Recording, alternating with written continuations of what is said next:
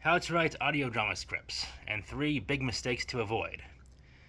The key to writing good audio drama scripts is to have a good ear for natural conversations between different people.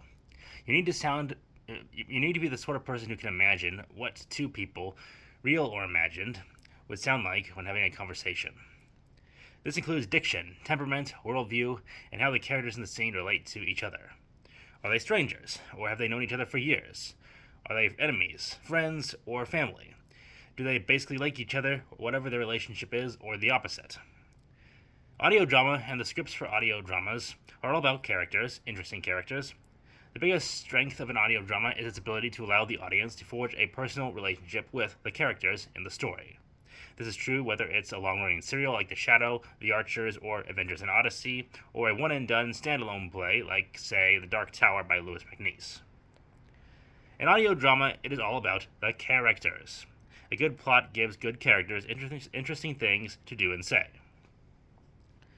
Another thing to understand about audio drama scripts is the dialogue. You cannot fake good dialogue. You can either write it well or you cannot. Martin Eslin, who was an important BBC producer in the 1970s, says in his book An Anatomy of Drama that language is action. What that means is that in an audio drama, and also in a stage play, characters take action by articulating things or by saying things.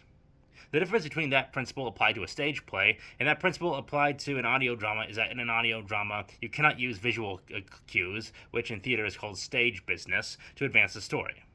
You must rely on language alone, supplemented by sound effects and music, and sometimes silence. Now, when people like Eslin say that language is action, what they mean is that nothing actually happens in an audio drama if it isn't formulated as speech somehow. Even subtext and implication are only possible because of speech, if only as the bedrock.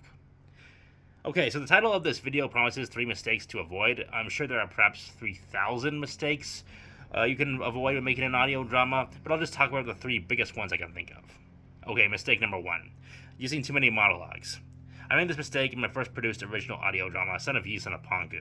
It was my freshman effort, and I naively thought that it would be okay if Bo or Nee or somebody was on and on and on for up to a minute, just yammering away. My test audiences were not very impressed. So avoid monologue and soliloquy most of the time. Lots of old-time radio shows use monologues selectively within limits, like at the beginning and end of a show. Mistake number 2. Using too many characters. Another big mistake I made with Son of Yi, my freshman effort. When your cast side is too bloated, you run into problems with the audience having trouble figuring out which character is which in your play. If the audience is totally confused about what is going on, that is fatal. Clarity is achieved by limiting the cast size. A good place to start is to only have 1 named character per voice type. I'll talk about that more in another video. And finally, mistake number 3. Using too many sound effects at once. Sound effects are meant to be a supporting character in your audio drama and should not be elevated to the main role. If a sound effect does not help to clarify the action in a scene or to make a joke funnier or a shocking twist more jarring, it shouldn't be in there. It should increase clarity, not the opposite. A lot of novice audio dramatists use way too many sound effects in their scripts. Alright, so that's my first video on audio drama. I am Levi Sweeney. Thank you so much. Cheerio!